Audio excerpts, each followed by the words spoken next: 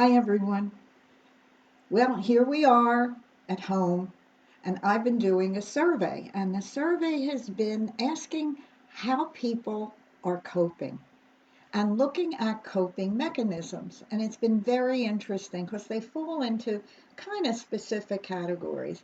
Some are into the eating and binge eating, and for me, it's chocolate and even ice cream. And I remember as a kid when I would be in a bad mood, my mother would say, "Oh, sit down and have some chocolate ice cream and you'll feel better." So even now, when I'm in whatever state I'm in, my mind says chocolate ice cream will make you feel better, and a hot fudge sundae will make you feel even better. And the other side of that is, I don't think so. A little too much of anything going to the extreme is toxic. The latest I heard is people binging on Tiger King, the Netflix series, and wondering what's next after that. And so people are doing what they need to do, and it's about finding comfort and safety and really feeling pretty good about yourself in that way, except it's short term, it's not long lasting. So coping often leads to indulging, and indulging is not a good thing. So the question is, how do we counteract indulging? Well, I'd like to tell a little story that comes from the Cherokee. It's a Cherokee legend. And it's the story is when kids were little, they would sit with the grandfather or the tribal elder, and they would ask, how do we know what's good and what's not good?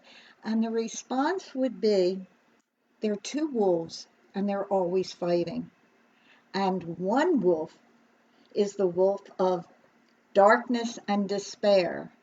The other wolf is the one of light and hope. So the kids would say, well, which one wins? And the grandfather, the elder, would say, the one you feed. So I'd like you to think about that as we go through the next days and weeks and perhaps months that we are all sharing together right now. Here's the thing.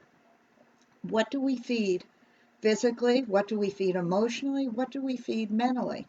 And I said I would today have two emotional exercises to give you some emotional strength. You know, we always feel better when we're doing something and we learn it and we can feel it easily in us so that we can do better. So here are the two exercises. One is the 7777 exercise. Now, everybody can remember the numbers up to seven. And it's a breathing exercise and it helps you get more oxygen in your system and will calm you down. So before you say something you might regret, you can do this anywhere. Just go into a quiet place, go into the bathroom if you need to, lock the door. 7777. And here's how it goes. You breathe into the count of seven through your nose, breathe in, hold to the count of seven, breathe out through your mouth to the count of seven, and then what we say is hold empty to the count of seven, 7 times, and use your fingers to remember it. So one full section is breathe in, hold, breathe out, hold. And after you've done that 7 times, I promise you, when you open your eyes and look around, things will begin to look brighter because you've put more oxygen in your body. You've also taken a pause, which is really important. So do that whenever you're in a place of saying, I'm going to say something that I might regret. Remember the two wolves?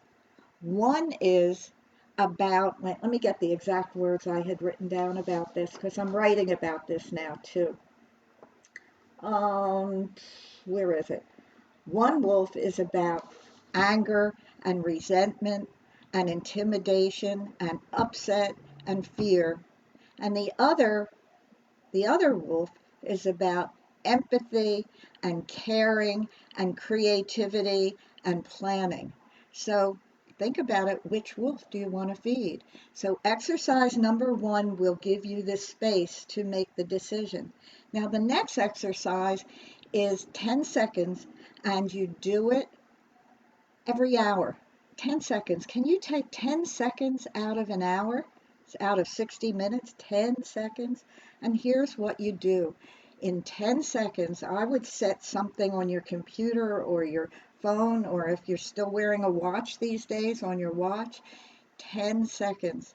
Whatever you're doing, stop and look at something. Look at something. Look at, here I have some interesting scissors that I keep here if I have to cut through a piece of paper.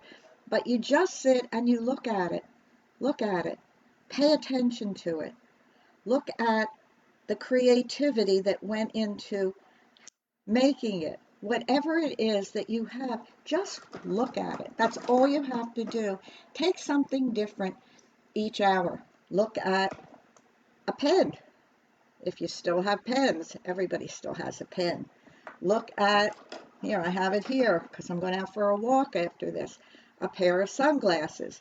And look, this pair of sunglasses has one of my piece of my hair on it. Oh, well, look at it. Just look at it. Look at the creativity. Look at the design. Think of the people who put these things together. That's all you have to do. Those are two important exercises. They will begin to feed. Next week, I'm going to talk about the survival brain and the creative brain. And it's information that I think is really valuable. You can use it at work, you can use it at home, but first you have to start and use it for yourself. Now, I know we're going through tough times, or maybe it's complex times, and we're going into an area that seems unknown. So taking those breaths and stopping to just put your mind on something very specific. If you'd like to meditate, do that. That's great. But if that's too much for you or you get too antsy from it, do the 10-second, I call it a 10-second meditation, and do it as many hours as you possibly can. So till next time, and anybody, if you want to call or email me or text me, let me know how you're doing, and we will get through this together. Thank you so much.